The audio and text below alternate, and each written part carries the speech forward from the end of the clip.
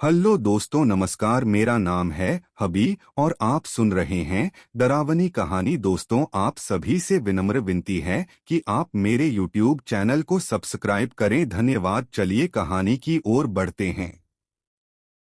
एक वीरान गांव की चुड़ैल। घने जंगलों और ऊंचे पहाड़ों से घिरा हुआ एक गांव था। नाम था करमहट्टी।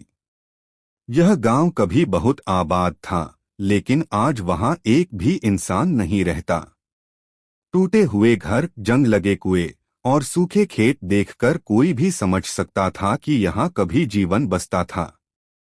लोग कहते हैं कि यह अचानक अचानक वीरान नहीं हुआ, बल्कि इसके पीछे एक चुड़ैल की खौफनाक दास्तान छिपी है। अजीब शुरुआत। करीब 100 साल पहले इस गांव में एक लड़की रहती थी। नाम था कलावती। वह बेहद खूबसूरत थी, लेकिन उसके साथ गांव वालों ने बड़ा अन्याय किया। एक दिन अचानक गांव के मंदिर से भगवान की मूर्ति चोरी हो गई। किसी ने कलावती पर झूठा आरोप लगाया कि वही मूर्ति लेकर भागी है। गांव वालों ने बिना जांच किए उसे चोर और अपवित्र कहकर जलती चिता पर फेंक दिया।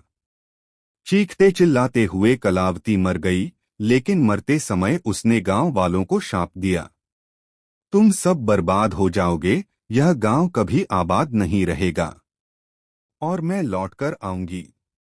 गांव का वीरान होना।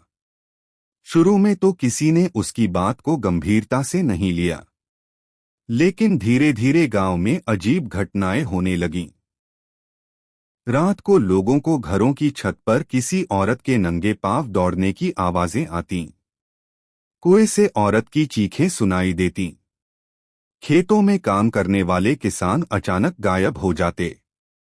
एक एक करके पूरे गांव में मौतें होने लगीं। जो बचते वे डर के मारे गांव छोड़कर भाग जाते और देखते देखते पूरा करमहट्टी गांव वीरान हो गया। आज भी खौफ। कहते हैं आज भी जब कोई उस वीरान गांव से गुजरता है तो उसे कलावती की परछाई दिखाई देती है। टूटी हवेली के अंदर लाल साड़ी पहनी एक औरत दीवार के सहारे खड़ी दिखती है। कुएं के पास से गुजरते समय औरत की कराहती आवाज कानों में पड़ती है।